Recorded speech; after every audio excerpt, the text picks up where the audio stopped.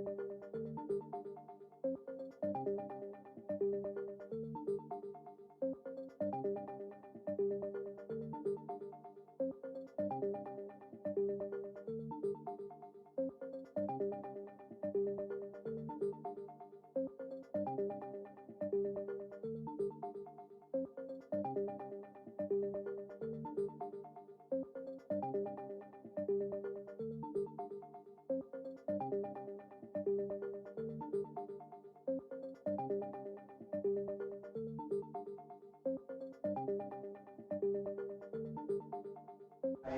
am the community development at Still Point.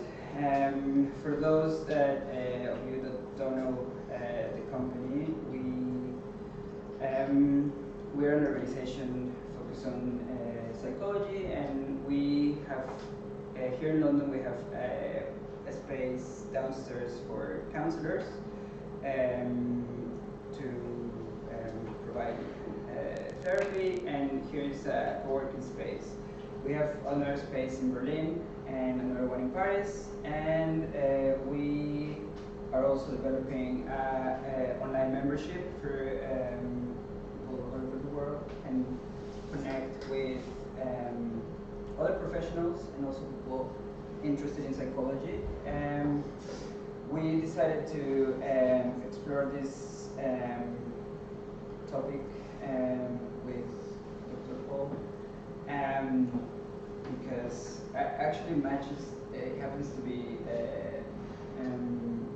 LGBTQ History Month. I didn't know, but like it happened. Welcome. Thank you for being here. Thank you for being here and make us feel safe and feel respected. And so, welcome everyone. Hi everyone, and thanks for coming. To introduce myself, I'm Poul Rohleder. I'm a clinical psychologist and a psychotherapist, and I'm an honorary senior lecturer at the University of Essex. And I'm presenting to you today research that colleagues and I did, colleagues from the University of Essex, from the Department of Psychosocial and Psychoanalytic Studies and the Department of Sociology, on experiences of shame, pride, and protest amongst LGBTQ partnerships. And we are very lucky to have received funding from the British Academy to allow us to do this project.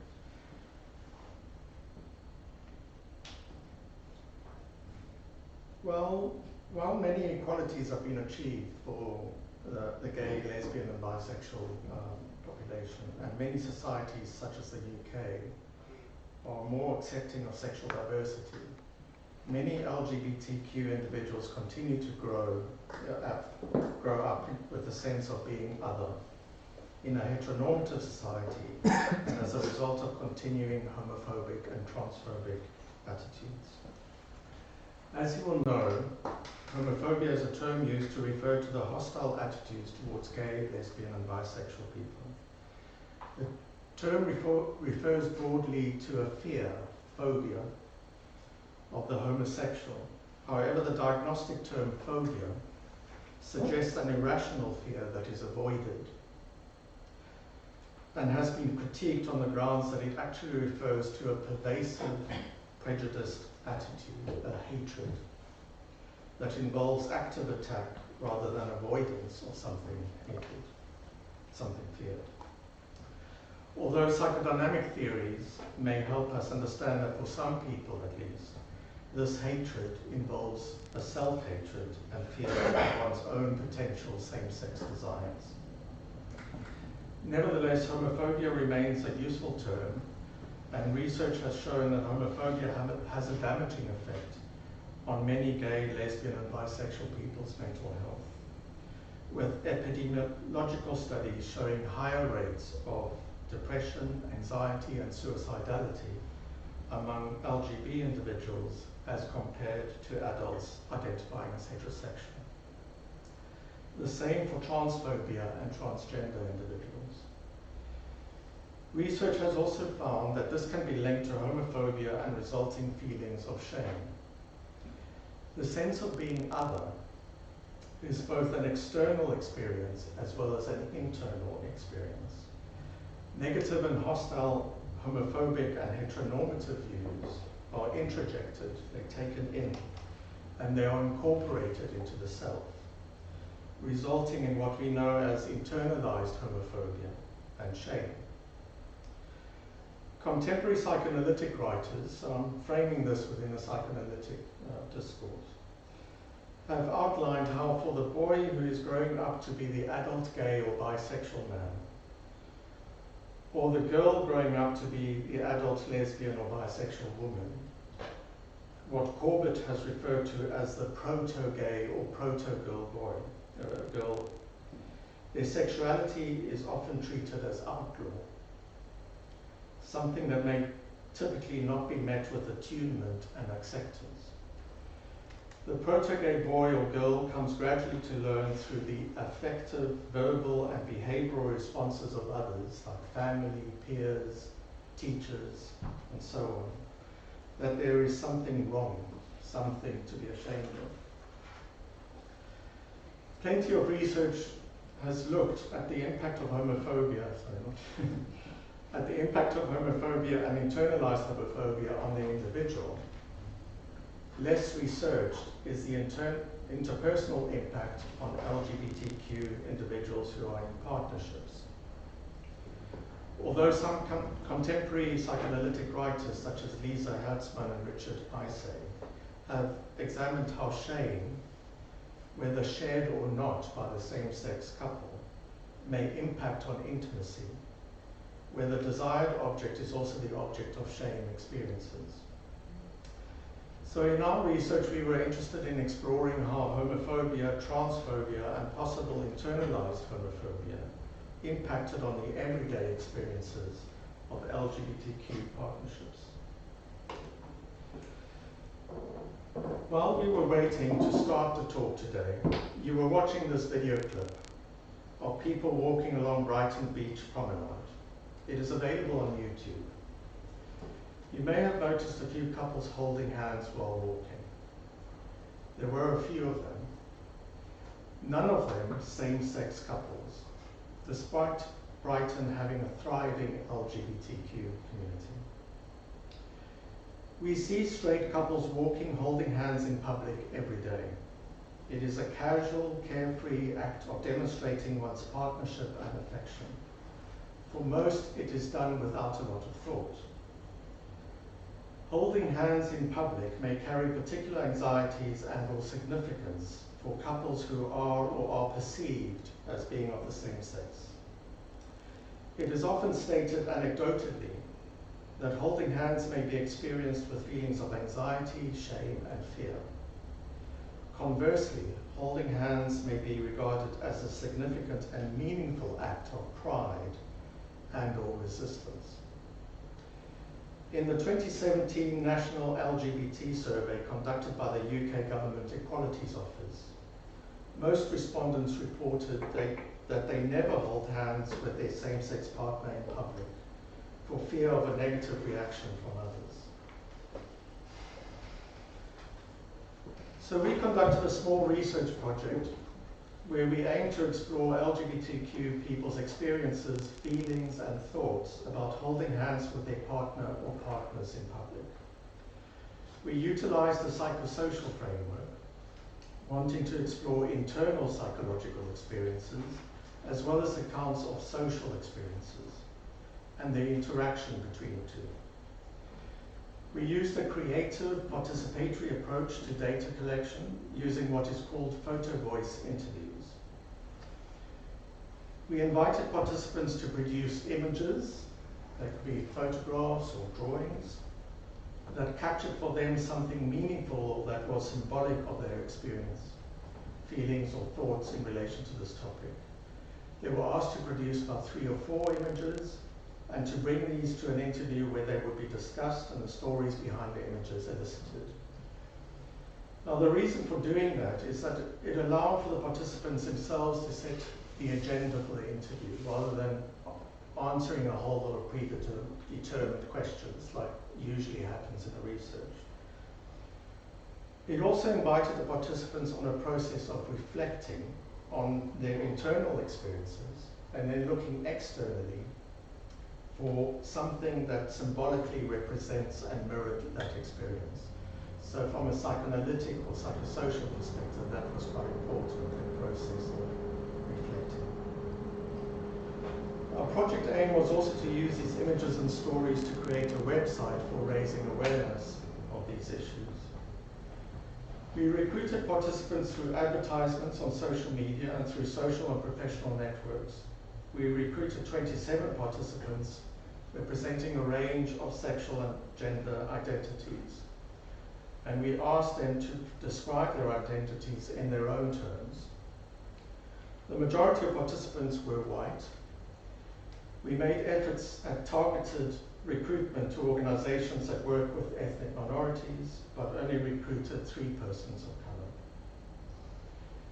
When analyzing the interview data, we were interested in individual narratives, but also identifying shared experiences across the sample.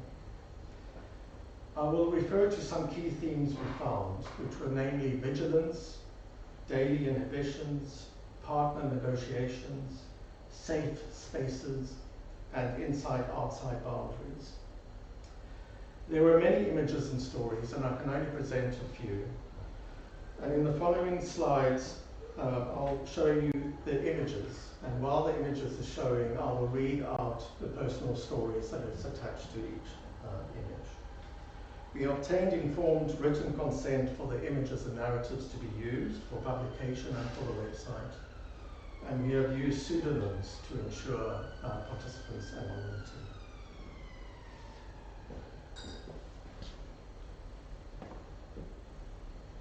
So, all participants spoke of being aware of risks for homophobic abuse. Some had experienced this themselves, and others had friends or knew people that had experienced this. Participants regularly described being called dykes or faggots by others. A small number of participants, mostly men, described violence, such as having things thrown at them. One person described having a bottle thrown at them from a moving car. While another being punched in the face while being called faggot. Women reported receiving sexualized responses from men, such as, "Can we join in?" As a result, when holding hands or thinking about holding hands with their partner, this was seldom done or done without a sense of vigilance about safety and potential risk. The act of holding hands was described as seldom carefree, coming first with a risk assessment of the space the participants were in. For example, Paul, 59 years old, who identifies as gay male and was in a 13-year relationship. He described past experiences of being intimidated or called faggot or queer. He talked about the constant vigilance he experiences around holding hands, and he took this picture and he said, "For us, my husband and I, as gay men, I don't think we ever engage in an entirely spontaneous act of affection, like holding hands in public. We have always scanned around to see what our situation is. We always will scan around because we want to make sure we are safe. So I guess it's a risk assessment is what we engage in. And the escalator, because it's empty and there's just one person and they're facing away going up the escalator, that's a safe situation. There's no immediate threat to us. We would recognize all the situations of which may be potentially threatening. For example, a group, simply a group of men coming towards us. Now, Paul had come up later in life and had previously been married to a woman. And he reflected on how different it was in that relationship. So he went on to say in the interview, "Never was I aware when I was married to her that I would, if I put my arm around her, that I would have to think about where I was, who was there, or how it would be seen by someone else. It was a spontaneous act. It was just something that happened."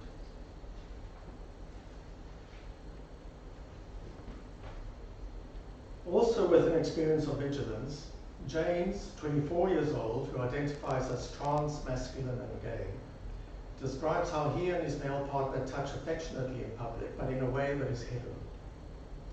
In this picture, his hand is brushed against the arm of his partner. And he said, in terms of holding hands or being intimate, it's always hidden. I remember when I was at Holborn tube station and he was behind me. I put my hand by my side and then he held it so it was hidden, rather than being quite open. And I think the idea of secrecy adds into an idea of shame, as well as around holding hands and its intimacy specifically. And that is purely from a safety perspective. It's not that we are afraid or not proud, it's just that we didn't want any hassle and we'd rather have a pleasant Saturday morning coming back from swimming, rather than anything that encountered any difficulties. Now, both Paul and James do not describe feeling necessarily ashamed in these accounts. Their experience revolved around fear of being abused, and so never feeling completely comfortable and carefree about holding hands with their partner. For others, they reflected on their internal discomfort. A second theme was around daily inhibition, an ever-present discomfort and uneasiness about holding hands in public. This tended to be expressed by older participants in their 40s or 50s or older, having grown up in a time when society was less accepting. For example, Jose, 45 years old, who identifies as a gay male, talked about his experience with his partner of 23 years.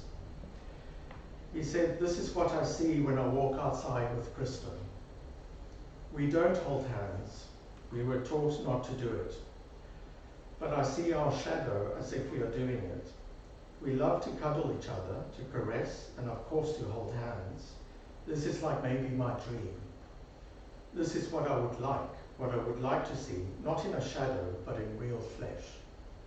But to be honest, it's not something I'm comfortable with. It's an absence," he says. And also I think a lot about how my life would be if I would have been taught or allowed to do it. I will probably be more affectionate and more romantic or whatever. I was taught like that, so I mean I don't want to lose time in putting the blame to someone. I don't want to find who or what is responsible or whatever. It was how it was, and that's all. But I'm sure that I would be a different person if I had the social permission to do this. Now here Jose seems to be describing his internalized homophobia, and that holding hands with his partner would be something shameful or wrong. He articulates this more clearly through his other images, and I will come back to him a bit later. Ruth, 39 years old, who identifies as a lesbian woman, also spoke about her general discomfort about holding hands. She presented this image, which was taken of her and her partner Carol on the beach on the day they were due to get married, but because of COVID, they had to cancel the wedding. She described her experience of holding hands with her partner. She says, "Before Carol and I got together, in the previous relationships, I never held hands with anybody. I never really felt that comfortable with public displays of affection of any kind. It's only really when we've been together that Carol is a lot more confident about it than I am and has had very different experiences. She is quite a tactile person and I struggle sometimes with that. And because she's the only person I want to have, I want to be able to hold her hand and not feel uncomfortable. I want to be able to be affectionate, and sometimes it just really feels that I can't." Later in the interview, she explained that she thinks this unease is about holding hands, was ingrained in her out of homophobia. She said, or she described, that when I grew up, I kind of was bullied at school. So I was quite unconfident internally in who I was, but when I was about 15, I got bullied at school and it forced me to come out to my family. And I remember my mom saying that it was fine, but not to tell people. And that always kind of stuck with me a bit. It was almost a bit like an internalized shame of like, well, I'm happy with this, but I can see that it might be dangerous. So it's always stuck with me. Ruth goes on to describe the discomfort and uneasiness this brings for them as a couple. She says, Carol would like to hold hands all the time, but I really struggle. So that day on the beach was meant to be our wedding day. There were people on the beach. We weren't there on our own, but I think there was just so much love between us that day. She's absolutely the love of my life, and I've never felt the same way about anybody else. And you know, I know it upsets her when we don't hold hands. And I need to get past some of that and maybe be able to push myself just to ignore other people, because it does matter to me that it upsets her when I drop her hand. Similarly, other participants reported on differences between themselves and their partner about level of comfort about public displays of affection. And holding hands then became a kind of negotiation between the partners, which is the third theme we identified. Where one person in the partnership would be more comfortable about holding hands in public, with the other person more uncomfortable. Inevitably, when feeling exposed or anxious, the more uncomfortable partner would drop the hand of their partner, resulting in a moment of sadness or even tension within the partner as they try to make sense of the different levels of discomfort.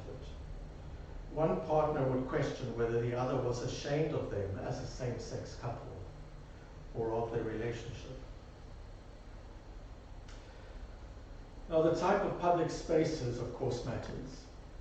Sociological studies of space examine the importance of public spaces being appropriated and claimed as safe spaces for expressions of identity.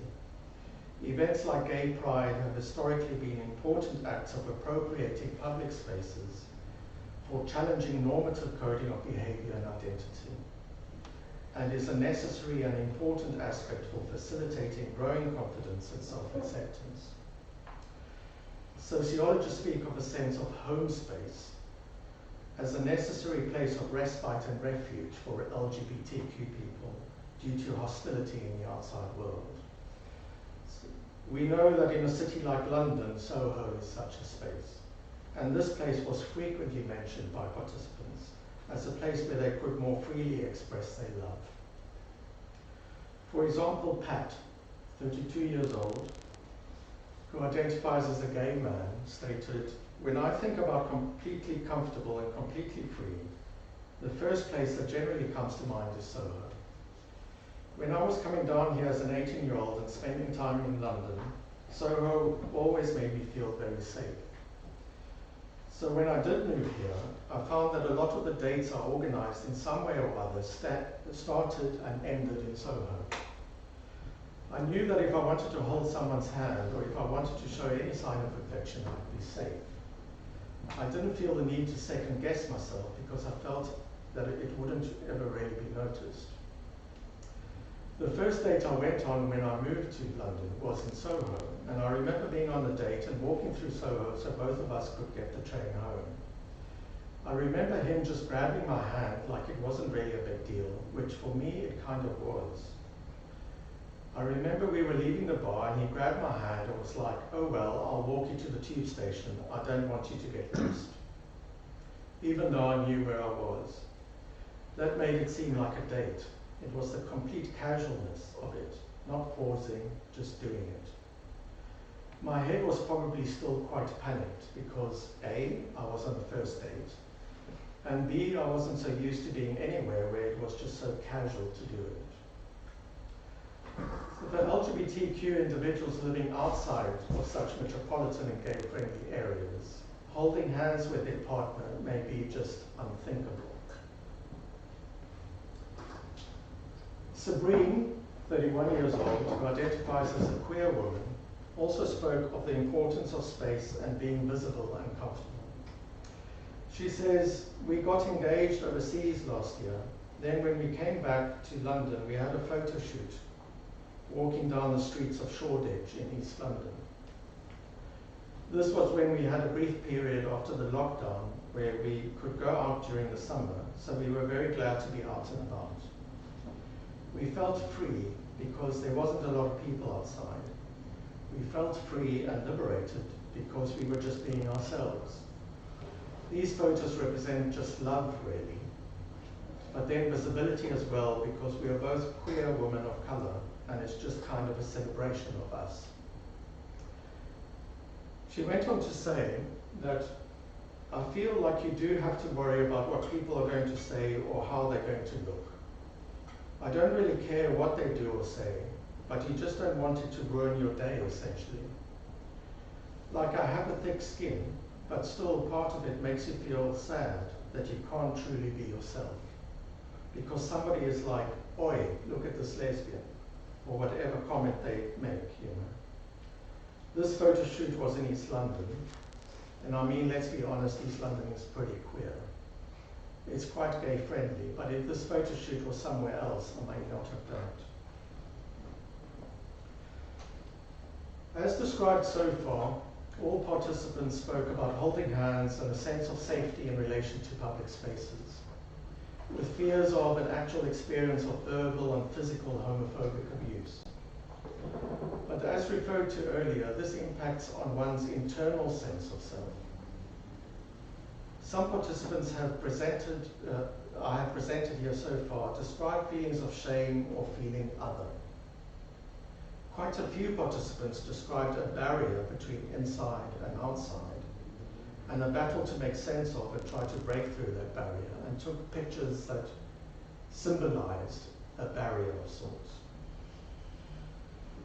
For example, Phoebe, 26 years old, who identifies as a lesbian woman, describes this vigilance as being a barrier. And she says, "This photo is taken from my balcony. It's supposed to be a load of greenery outside, but it's quite dark, so you can't really see it. And there are bars in the way, so I can't really get to it anyway. It's difficult for me to cross the barrier to hold hands with people. The light represents holding hands, but that's on the other side of the barrier as well. I just always feel nervous holding hands with people because of what other people might think. People looking over and stuff like that. It makes me feel uncomfortable. I was walking with my girlfriend one time and a couple of people yelled dykes at us. I was embarrassed about that. So I wanted to stop holding hands, and then I felt bad because my partner wants to keep holding hands." Phoebe also describes what happens when her and her partner, as one partner feels they need to let go of the other partner's hand, resulting in tensions, feeling of shame existing between the partnership, and for Phoebe, then feelings of guilt and shame. Jose, who I mentioned earlier, articulated this barrier and internalized shame very powerfully, visually, as well as verbally. In relation to this image, he says, "I have protected my emotions and feelings about showing affection in public. I learned to build a set of protective strategies to keep safe my heart and mind. I built an armor, and I learned I had to keep any kind of public displays of affection in private. To me, it's like a prison, or something like that. It's like all my emotions and all the needs I had to express in public. I mean, I didn't have the chance to do it. I mean, it was not forbidden. It's that I didn't feel, I don't know, like strong or forward enough to do it in public. So for that reason, I think that some of my emotion have been kept. Someone stole them from me. It's like the real world is at this side of the picture, and my world is on the other side of the picture." Jose offered another image that articulated his sense of internalized shame that kept him locked in. He says, "I keep thinking about passion and expressing my hot emotions in public. And honestly, I can't find a moment, a memory that is followed by peace or solace. My passion had to be always satisfied in safe places, places I knew I had the control. The picture of the doorbell in red represents exactly this feeling. Red, as I said, means passion, love, and sex to me. So I'm trying to say that before expressing any kind of affection in public, I had to ring the bell of permission my own permission, or society's permission. I don't know exactly, but again, it was not something spontaneous. Pay attention to the bars in the window. This is also how my holding hands feelings were, behind bars, as prisoners, as if I was doing a kind of illegal thing. As you may see in the picture, the wall is dirty and kind of gross. What Jose is talking about is his struggles to make sense for himself, whether he is holding himself locked in, or whether there is a real need to do so. He asks whether he needs to give himself permission, or whether society does. The two are intertwined, reflecting his internalized homophobia. In taking part in the study, Jose and his partner had started to talk about this more, and talking with each other about trying to find a way to feel free to be affectionate in public. Not out of the sense of needing to do this as a political kind of act, but because of the sense of absence that Jose described earlier. Robert, 32 years old, who identifies as a gay male, also talked about his internal struggle around shame and holding hands, and he presented this first image of a drawing and a lyric.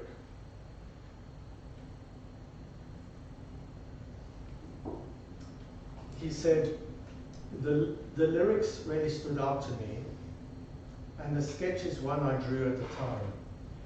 It captures this emotional sensation of being in a new relationship, the first kind of what I consider to be on the path to a real relationship with a same-sex partner.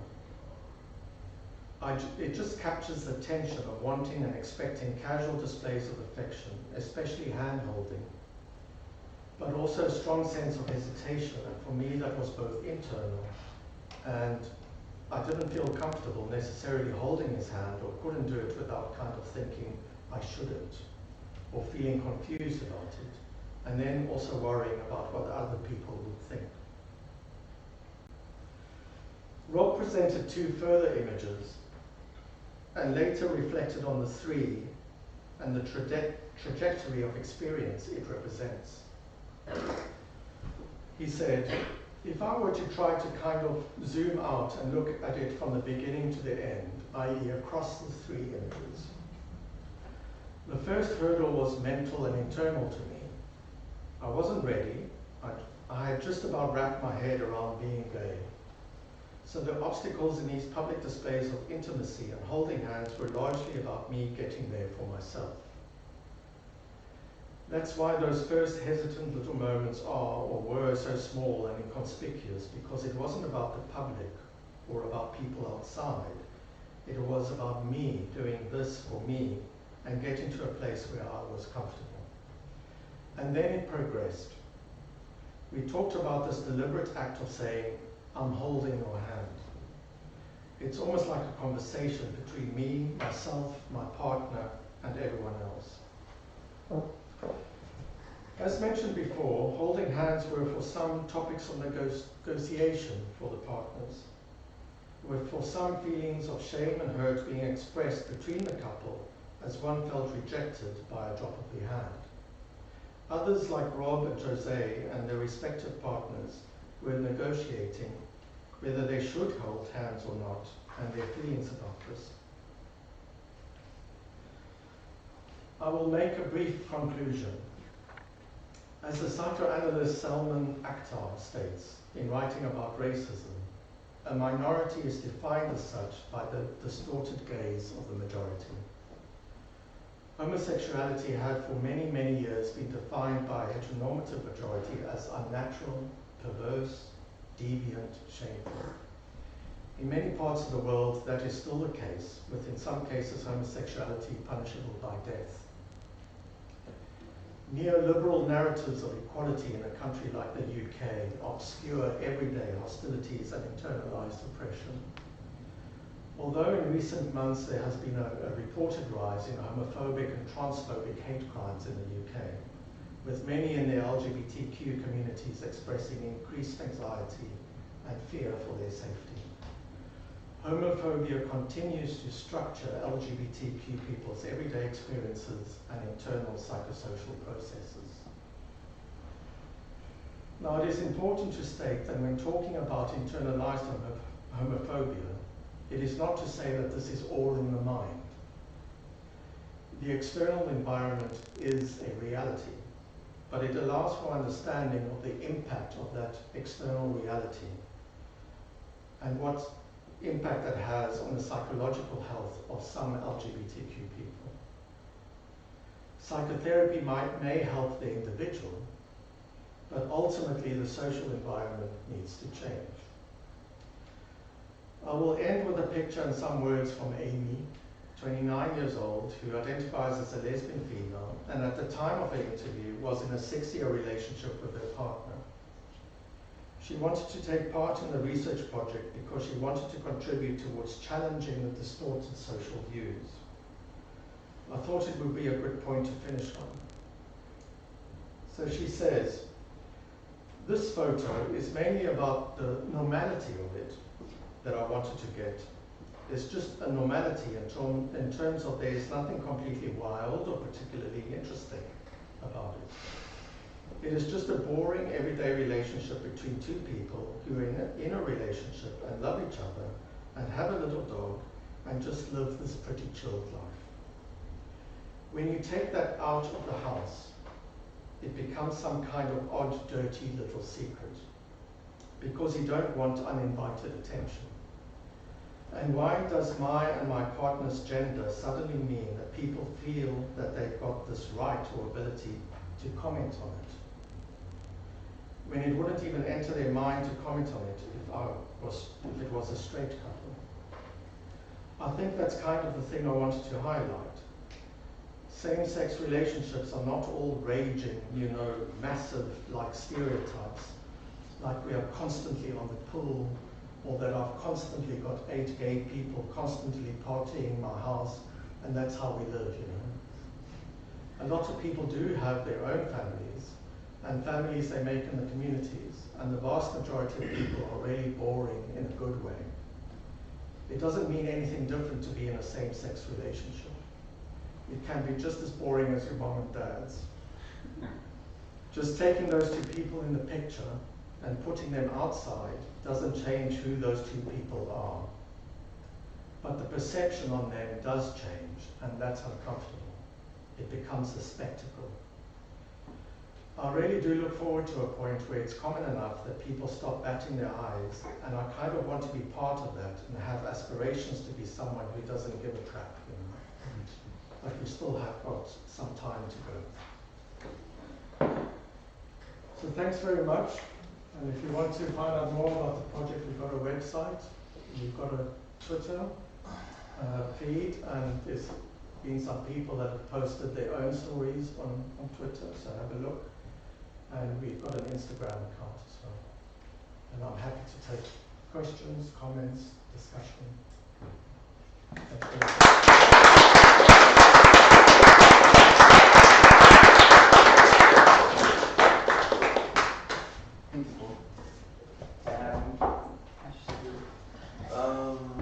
Hi everybody. I was just wondering, great stuff, by the way. Have you ever been in a homophobic situation yourself? And have you ever been raised to be homophobic? Because it's like a Christian state, right? Are we in a Christian state at the moment? Is that a Christian state, this state? A Christian state? Yeah. What do you mean by that? Like, is the foundations built and raised on the foundation of law of Christianity? No. Well, I wouldn't describe the UK a Christian state necessarily, but you raise a valid point that religion may play a role in how one thinks about same-sex relationships, and people who grow up in certain religious where there's strong views about what is acceptable and normal and not. Yes, absolutely. Thank you. Any more questions, comments? Please. I was just wondering, you mentioned the number of people of colour in terms of the 27 participants. I was just wondering how many of your participants, what the rest of the breakdown was in terms of how many trans people were there included and how many people of other orientations in terms of, gay, lesbian, bisexual, etc. I mean, I haven't got the breakdown of numbers, but there were 3 people of colour. I mean, there was a kind of even split, I would say, between people who identify as male, man, masculine, trans, male, and people who identify as female, trans, female, and so on. So there was a kind of even split with that. There was quite a range of ages.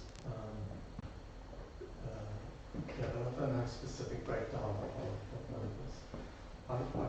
Of the people that I interviewed, there were two that identified as trans, but the 3 of us did different interviews. Yeah, there was a fairly good mix, I would say, but we really did struggle to recruit people. Would you say, sorry, just like on this one, like, do you think is like, what was the reason behind like that? Is it like people not knowing about these initiatives, or what would you say, like language? I mean, it's hard. I can't speculate because we didn't really look at reasons why. Yeah. We did make targeted recruitment campaigns with LGBT organizations that do work with ethnic minorities. Yeah. We did a lot of effort to broaden recruitment. I can't say why people didn't come forward. There might be a whole host of reasons for that. It also just happened that we started this project as the COVID pandemic slammed against us and had to move everything online. And I think that also might have played a decision in people participating, because it depends on whether you are in a private space at home or not, and how crowded that home is. But it's hard to know. I think we have. Go ahead. Yeah. Talking about the participants, was it all kind of southeast based, London, Brighton you mentioned, or was it a national study within the UK, as in also rural parts of the UK? Because I think people's kind of perceptions and behaviours would be very different in a rural community than yeah, absolutely. And it was a national study, so we had, a lot of people from London, but a lot of people from other parts of the country, and then one person in Spain, actually.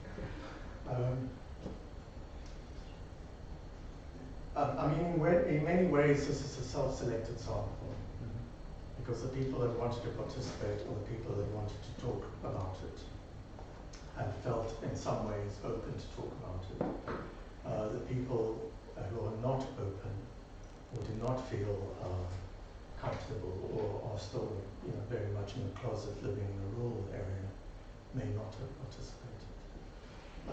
But there's certainly, like the one person, Pat, I think his name was, he comes from a small town, and he talked about coming to London and to Soho and the difference.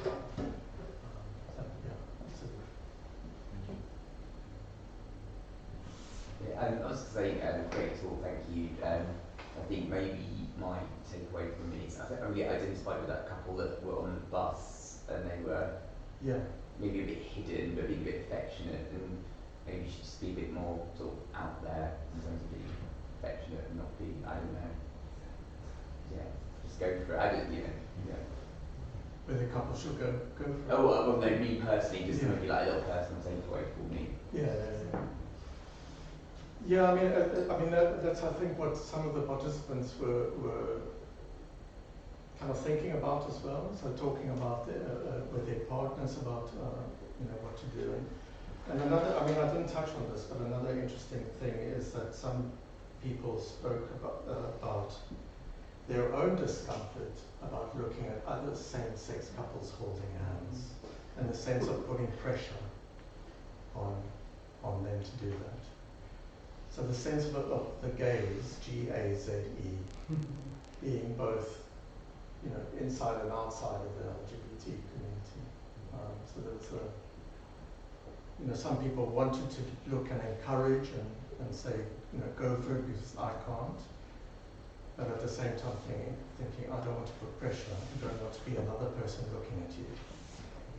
So it was quite complicated. I think you said the age range of the participants, but could you remind me? And were you aware of any difference between the older participants and younger participants in terms of perhaps the beginning to help or the vehemence with which they express them? I work with an older LGBT charity, and I think they may have been participants, well, they wouldn't have participated perhaps because they would have historically quite bad experiences, some of them of homophobia. So I just wondered if you saw any of that kind of variation in terms of the participants that were included. Yes, we did, but it's hard to generalize because it is a small sample. But we did have participants, in the late 40s, late 50s, and like Jose, for example, they spoke about never holding hands. Whereas the younger participants spoke about holding hands, but in a hidden kind of way, or holding hands in Soho, that kind of thing. So there was a sense of a difference.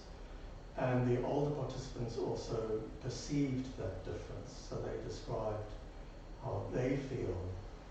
They can see a younger generation feeling freer and feeling both pride and a kind of sense of sorrow. That, they didn't feel the same way. But, did you find, first of all, would you like to do a larger study, or did you feel that there's plenty to unpick with this? And secondly, I wonder, you did mention at the beginning something about public displays of affection being, in a sense, a kind of protest, a kind of statement. But I'm not sure that I heard so much of that in the themes that you drew out a little bit more. I just wondered if there were more of those themes expressed by people than kind of mentioned in the talk. No, not really. I mean, we included that in the title of the research project that we got funding for. But it didn't really spontaneously come out in the interviews, and we didn't, the interviews were structured in that we didn't ask specific questions, it was around the photographs.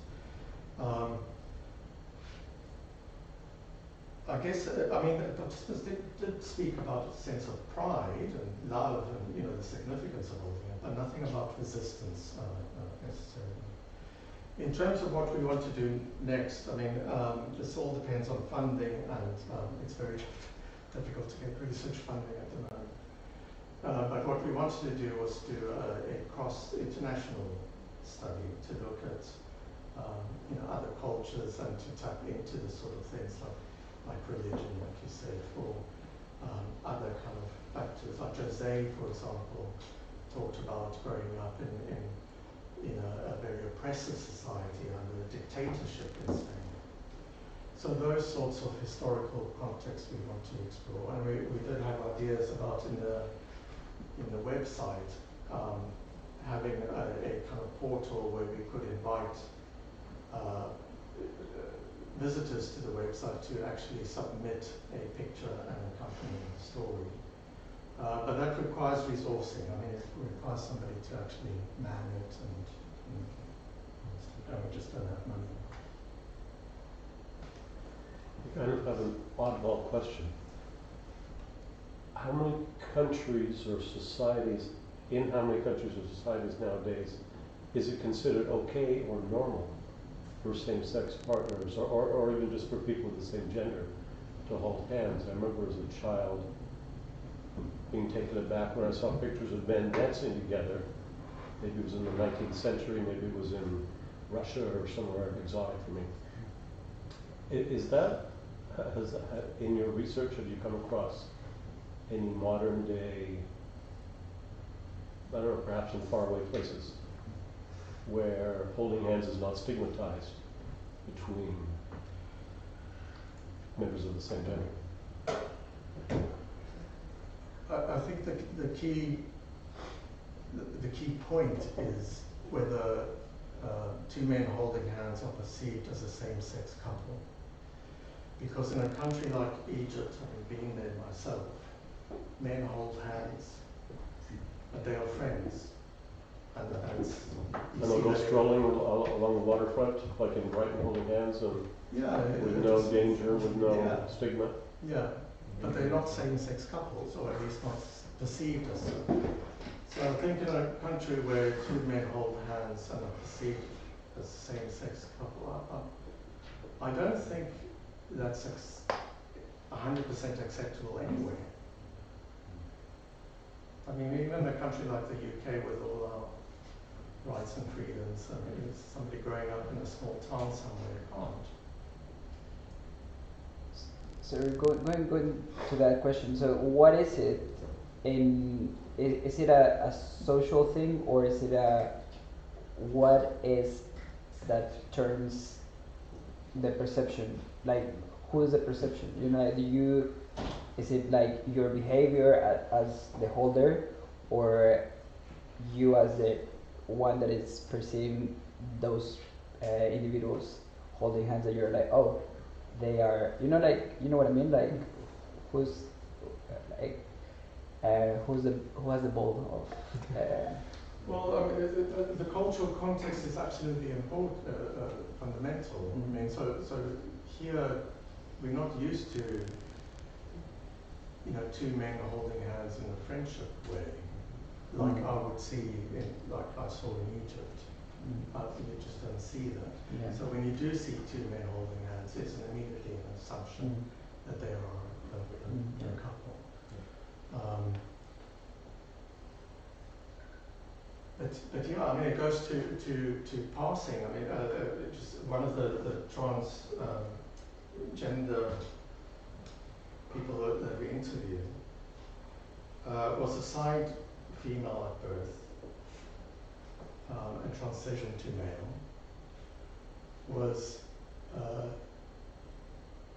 And was bisexual, so dated both men and women, and talked about his experience about being a same-sex couple as two men versus being a female with a male partner, and the vast differences between the two. And at one point, presenting as both female. And it was a really interesting interview because he had vastly different experiences, and sexualized in one, nothing in the other, and violence in the same sex, which was incredibly interesting. One of the reasons that I've asked some of the questions that I have is that, so I would describe myself as bisexual queer, and I have a partner who is a trans woman, and mostly I have had relationships with cisgender male partners, and to me it's quite affirming to be in a relationship with another woman, and it's something that actually I'm quite proud of and I'm happy to be in, and I'm not somebody that tends to kind of retreat from things, and to me it's something that I want to do, to hold hands, and it's something that if it's confrontational for some people, then let them feel that way. But I worry sometimes that there are additional difficulties for my partner, that maybe that she might be less likely to be perceived as female, or that she might have added layers of discomfort. And so I think there are some more layers perhaps for someone who's trans or someone who's in a relationship who's trans, someone who's in a relationship with someone who is trans. So yes, that's one of the reasons why I was kind of curious about that. Yeah. Yeah, well, I mean, psychologically, well, sociologically, we'll talk about layers of stigma. Really. So, you start looking at intersections of different identities, and there's layers of prejudices and stigma that come into play. But it's just goes to show that you can't just casually take the hand of your partner and not feel anything about it.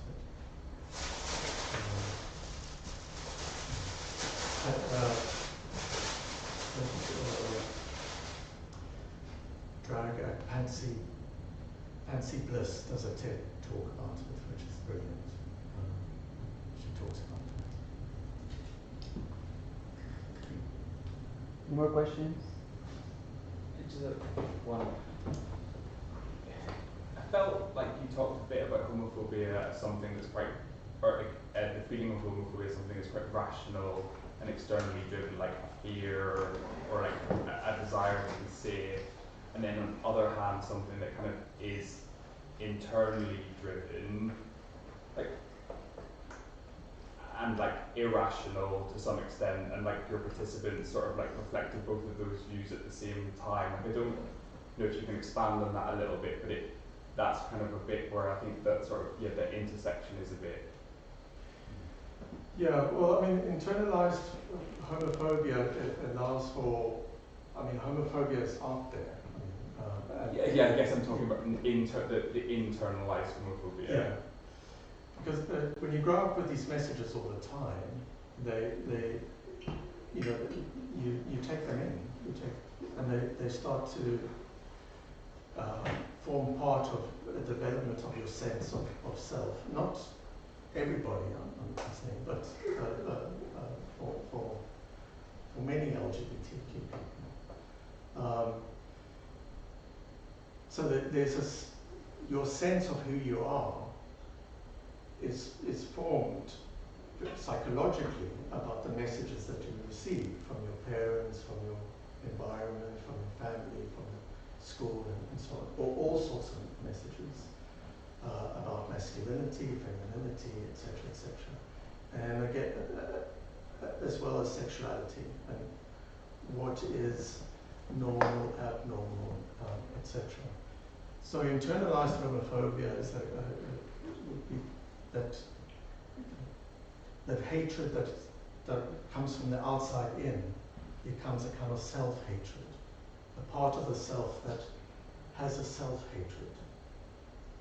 Yeah, I guess the sort of the question is there also like a rationality to that of if you're in a very hostile environment, working out ways to align yourself to that environment is actually like an act of like self-preservation and self-actualization in some ways, but you're just doing it in the confines of what is available or permissible to. I guess it's the kind of like internalized homophobia. I'm not 100% comfortable with that as because it's quite rational in some respects to act in the ways that you're permitted and safe to do within the society that you live in. So from a psychoanalytic framework, it's not necessarily rational. So it's safe though. Yeah, but we might have a kind of a reaction without really knowing why, or a perception without really knowing all the facts. So you would react in a kind of automatic kind of way.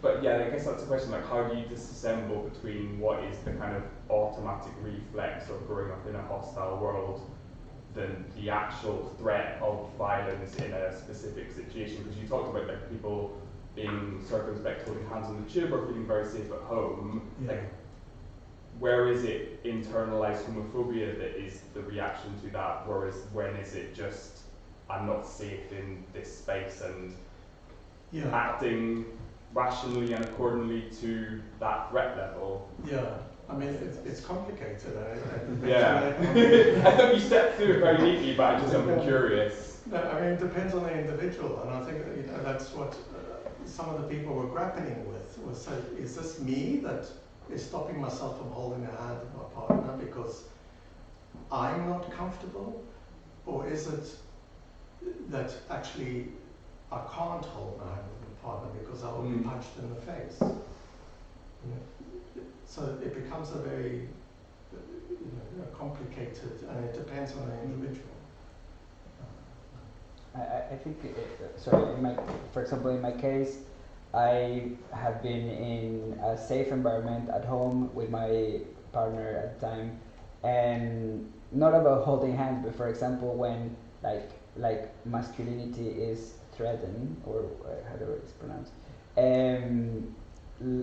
my internalized homophobia kicked in, and it's like, oh no, I can't wear a wig, or I can wear a dress because, or I feel goofy, or and it's like, why is it? I'm literally with the person that see me at my worst, and I still can't be comfortable in this situation because I think that there's something wrong about it, you know. So I think it's kind of like that against like going to a main street wearing a wig and so. I think I felt it was a little bit of relationship with it.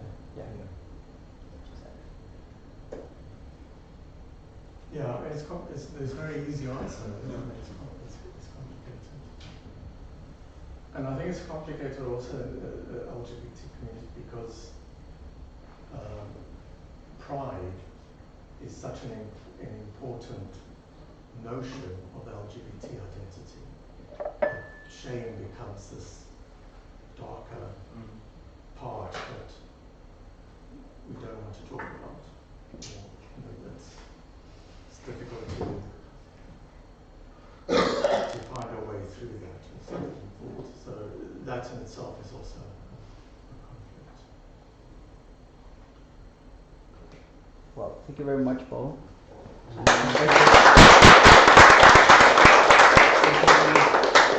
Blades, go Blades.